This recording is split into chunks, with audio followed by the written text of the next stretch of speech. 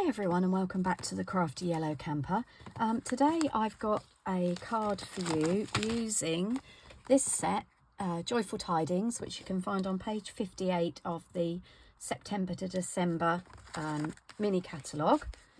And the lovely people at Stampin' Up have given us some ideas of things to do with this stamp set. This is a standalone stamp set. It's £21. There are no dies to go with it, but I really like the sentiments, so I'm going to show you the stamp set so you can see them a bit closer up. So you've got Tidings of Joy this Christmas season, Believe, Peace, Hope and Joy, Noel, and May the wonder and magic of Christmas fill you with delight, which I thought were really nice greetings. They're a really nice font for Christmas time, and I think they'll be useful for lots of other cards, not just using these two images from this stamp set.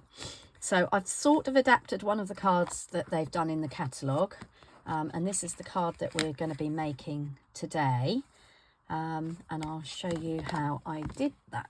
So let's just move some things to one side and then I'll talk you through what I did. Right, so again, this is our card. I'll lay it there so that you can see what I did. The card base is a standard C6 card base if you're in the UK, so that's half of an A4 sheet cut across the middle of the A4 sheet. So that's if you put your cardstock in and you cut at 14.8, okay, and then that's scored at 10.5, which gives us a C6 fold. Then I've gone in with a piece of sorry, I should have said this is garden green. Then I've gone in with a piece of soft sea foam, and this is cut to a matte layer. So this is cut at 10 by 14.3, which gives us that matte layer. And then we've got a second matte layer on this one, just to give us some interest. And again, this is garden green. Actually, I've told you wrong. This base is old olive, sorry. And then we've got some soft sea foam. And then we've got some garden green. But you could do this layer and the base card the same colour if you wanted to. So this piece of garden green, do you know what? I'm second guessing myself again. Ignore everything I just said, please. This is old olive. No, this is garden green. This is soft sea foam. And this, I think, might be shaded spruce. I can't actually remember. Isn't that awful?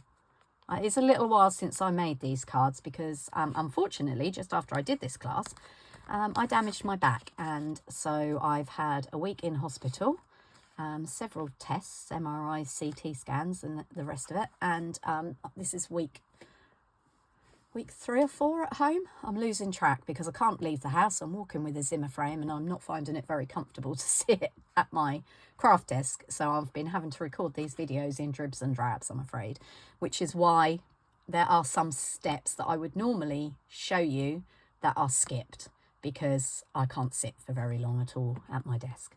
Okay, so use whichever colours you like, but this is garden green, soft sea foam and shaded spruce.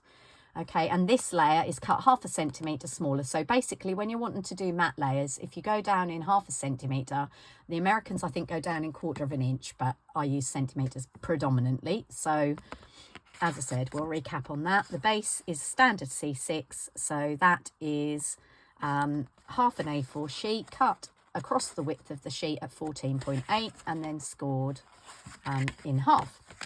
Next layer, the soft sea foam layer, this is cut at 10 centimetres across and it's 14.3 down because the card is scored at 10.5. That gives us a nice little border. The next piece down, we go down 0.5 centimetre again. So this is cut at 9.5 centimetres by 13.8, and that gives us our border all the way around that matches. Okay, so they are the main parts of the card. So let's go ahead and stick those together. So I'm using multi-purpose glue. So first of all, I'm going to stick my soft sea foam layer down. Now, some of you may have noticed that however sharp your blades are when you are cutting cardstock, you end up with this sort of ridge on the card. So you want to ideally have that ridge facing down. If for any reason you can't use your cardstock up that way, because you've smudged ink or dropped something on it, so like this one, I don't know that you can see it, but I can feel it. So if you have to turn your card over and it isn't, it's got that ridge on it, if you just run your bone folder gently along the edges, it will take that ridge away for you. Okay, right, so let's put this layer on.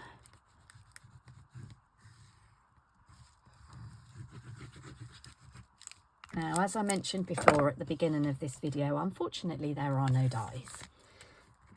So today we're going to have to get our fussy cutting head on. So for those of you that hate fussy cutting, this probably isn't the card for you. Okay. So what I've done is I've gone ahead and I've stamped this image from the stamp set. So it's this one here, which is sort of a curve of pine branches, and I've stamped that in garden green. And then I'm just going to bring in my snips, or at least I would if I could find them. They're not, those tweezers aren't meant to be in there. My snips are meant to be in there. So what have I done with them? Oh, yeah. You'll have to excuse me because I've been in hospital and then recovering. Everything that I used in my last class is literally lobbed into this IKEA tub, because that's how I transport everything up and down from my craft room. So actually those tweezers did belong in there. They are my very fine scissors tweezers. Right, I've got found my snips. They're all good. So okay, you can see it didn't stamp very well here, but that's fine because we can cover that up with some pretty bits. Okay, so what I'm going to do is now, top tip on fussy cutting is to turn your card rather than your scissors. So you can see when I'm going around corners, I'm turning the cardstock rather than the scissors. And I'm also using the back of the blade, and when I finish cutting this out I'll show you what I mean by the back of the blade. It just gives you a better cut. The points are handy for certain things, but I find when I'm fussy cutting it's actually easier to use the back of the blade. And you can see I'm using my left hand to spin around the cardstock. I'm also using this piece because I don't want you to think, if you've stamped something like this and it hasn't given a very good image there, I clearly didn't get enough ink on the stamp. And this is a red rubber stamp, so you shouldn't need a stamp mat underneath. Don't throw it away just because that's happened. You can always use the still use it and cover it up, which I'll show you. So this one stamped a lot better, and you can see I'm just doing this out of some scrap cardstock. So I'm just going to snip off the bits I want out of my way. So again, if you're fussy cutting out of a larger sheet, snip it down to smaller so you can actually manipulate it better. And again, I'm going round, turning the cardstock. I'm sorry if any of you are watching this thinking, oh, I don't need to be taught how to fussy cut something. Yeah, she's teaching me to suck eggs. But some people just need a reminder every now and again to turn the cardstock and not the scissors. It's just easier. It gives you more control, and it gives me something to talk about, obviously, while you're watching me cut out a stamped image. Okay, right, so we're almost there. So as I said, continuing cutting the cardstock, and I trimmed that a little bit close there, but it's fine. Now, the first time I made this card, I did attempt to stamp this into this stamped image into a circular wreath. it didn't go well, which is why we've cut it into 2 pieces. So just get rid of those bits there, just that final fussy cutting tip. When I say I use the back of the blade, it's actually this section here that is cutting my card. It just gives a better cut than if you're trying to trim with the very points, because that will it won't flow as well. Hopefully that will make sense to you. Okay, so we've got, oh, just put my snips away. I always remember to put the end on because that helps to keep the blade sharp. So we've got our 2 pieces of greenery here. Now I'm just going to show you this. I did, as I said before, I did try and stamp these 2 pieces so that they made a wreath, but it just didn't really work. I'd done it on a circle that I'd die cut, and you can just see a little bit of that behind there and there, which is fine. It doesn't really detract from the card, but it taught me the lesson that it didn't really work. Okay, because I stuck it together and then didn't like it, so I then topped it with these 2 pieces. So what we're going to do, we're going to make a wreath with these, which you can see it's not half a circle, it comes in more at the end. So we are going to use some dimensionals on the backs of these. Right. Okay, now top tip, always use up the edges of your dimensionals, but if you haven't got a pair of these, invest in a pair of silicone scissors. So these are silicone coated, so stuff doesn't stick to them. I don't know why Stampin' Up! Don't sell a pair of snips that are coated in silicone, but they don't. But you can buy these in most good craft shops and online. I actually have 2 pairs, as you can see. And these, honestly, if you're cutting foam strips, foam dots, these don't get gummed up. I used to use a pair of snips before I found these years and years and years ago, and what actually happened was the blades of one of my pairs of snips ended up so sticky that the blades ended up stuck together, and in order to get the glue off, my husband had to heat them up for me. He's a jeweler, so he has appropriate heating things, but that was not that's not an ideal way to have to clean your snips like that. Now these are quite big, so if I wasn't using up my edges, I would be using a full size Stampin' dimensional, but since we've got all these edge pieces going, we might as well use them. I'm also struggling a little bit with picking sticky things up like this because I haven't been able to get my nails done because of being in hospital, so they're growing out quite a lot, which is testament to my lovely nail technician, that they haven't chipped and come off, but they are growing out quite a lot. So apologies for the state of my nails, and if I look like I'm fumbling getting the backs off dimensionals, I am. Okay, so what we're going to do, we've got our dimensionals on the back there now, and I'm going to do the classic trick of digging my thumbnail into the middle. That helps lift the edges. Sorry, I've just taken that off camera to flick the back ends into the bin, which is beside me. Okay, so that's one section. Now we want it roughly in the middle, and they are going to have to overlap. So I'm going to drop my first section there, and if you notice I've dropped that, I haven't pressed that into place, because the beauty of dimensionals is that you can very carefully peel it back off again if it's not in the right place without ripping your cardstock. And this is section 2. Right, so I've just noticed on my previous card that I've actually put that piece at the top, so we'll go with that again, and then I've angled this piece at the bottom. Now I know it's not, and we can press that down, I know it's not a perfect circle, but it doesn't matter because we're going to cover the middle up. So what I've actually got for that, I have used my deckled circles dies, and I have cut, I'm not sure if these are still available from Stampin' Up, but other companies obviously have circle dies if you haven't got any. This was an absolutely brilliant set. I'm hoping that it is still available, because look how many different sizes of circle you get. There's millions of them. Well, it's a bit of an exaggeration, but you know what I mean.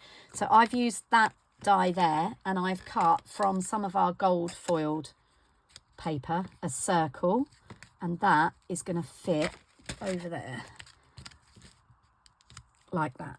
Okay, and it doesn't matter that you can see a little tiny bit each end of the backing card. And then what I've done is I've gone in with this even smaller circle. So these do go down really small, which makes them ideal for stacking up greetings. This isn't the smallest one, this one is. This one here is the smallest, so that's the next second up from the smallest. And I haven't cut a spare piece, unfortunately, and I can't get up and down to my die cutting machine, but I've used that smaller one. If I lay that on there, you'll hopefully see, to cut a piece of white. And I have stamped my greeting on there, and I found that the Noel from the stamp set fitted really nicely into that die. I think the Believe did as well, and the Peace, Hope and Joy. Let me just get that back out and then I can show you. So this is the second from the smallest in the deckled circles. So I did the Noel. Obviously that fits really easily. Oh yeah, so Believe will fit as well, and Peace, Hope and Joy, and you might get Tidings of Joy This Christmas. Ah, actually I've shown you the wrong one. That's the one that I did the gold with.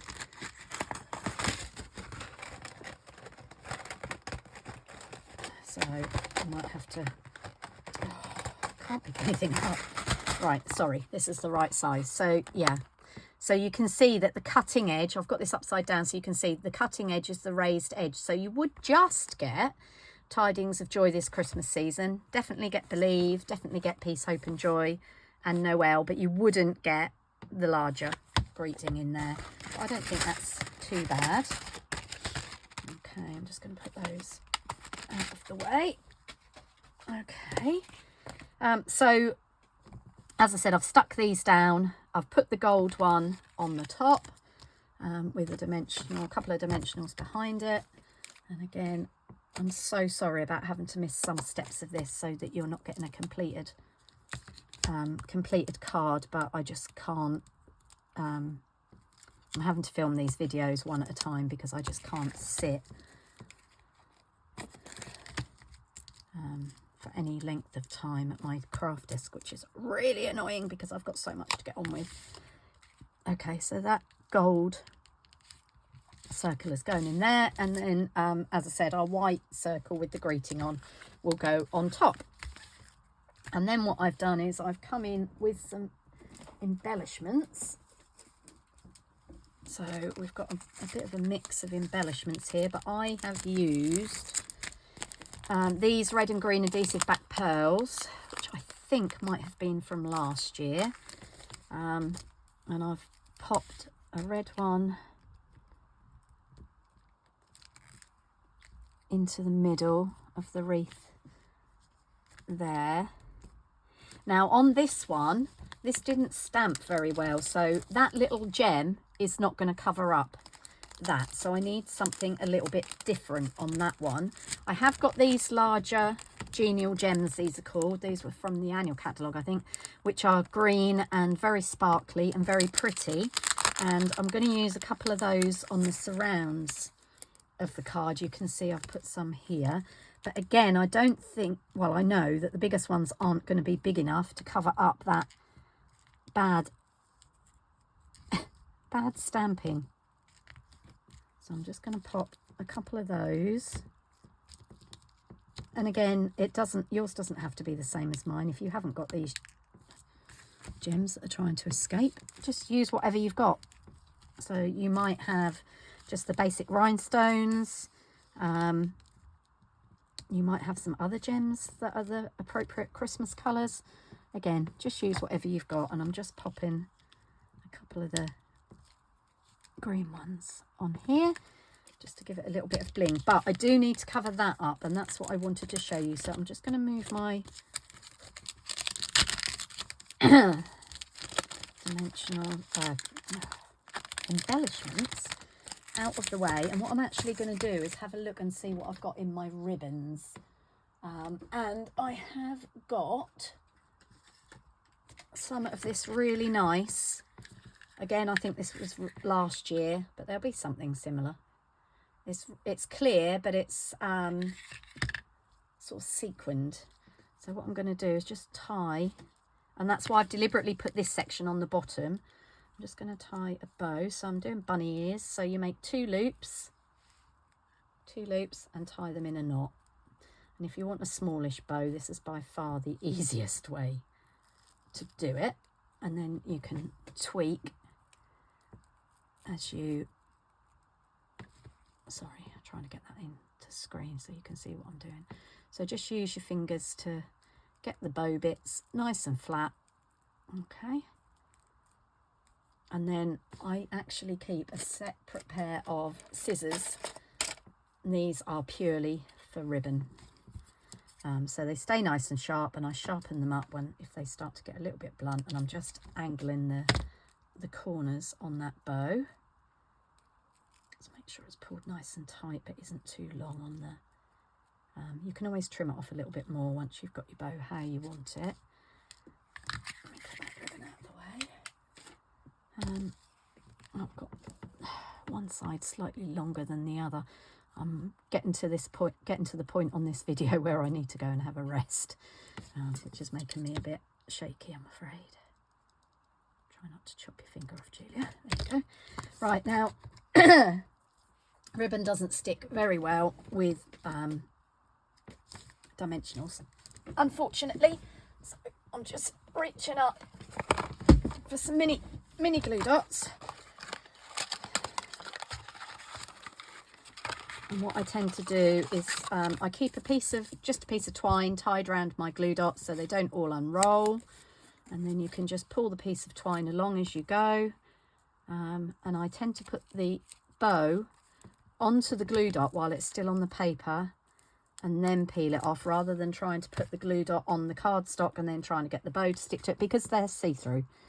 Okay, and we're just going to put that bow on there so that nicely hides that little piece of not great stamping there. So waste not, want not. We don't want to have to get rid of our stamped images just because the whole thing hasn't come out properly. It's a little bit there to that bow. Obviously at a later point I'll die cut my white circle and put a greeting on it. And then for the inside I have a piece of basic white, and this is cut at 14.3 by 10, same size as our first matte layer, and that will go in there. And I'll just show you what I did on the inside of this one. I just stamped that again, and then obviously there's room for a greeting and room to write in. So that's our card for today. I hope you like it. I hope you'll give it a try if you've got this stamp set. But equally, any other sort of foliage that is curved, you could try this with. And just to give you another little tip, if you have some foliage which is not as curved as you would like it, and it's a photopolymer stamp, which unfortunately this isn't, this is red rubber, but if you've got one that's a photopolymer stamp, you can manipulate the photopolymer very gently on a block to give it a little bit more of a curve, if you've got something that's a bit straighter and you want to try this. Okay, thanks for watching, and hopefully I'll see you all again soon. Bye for now.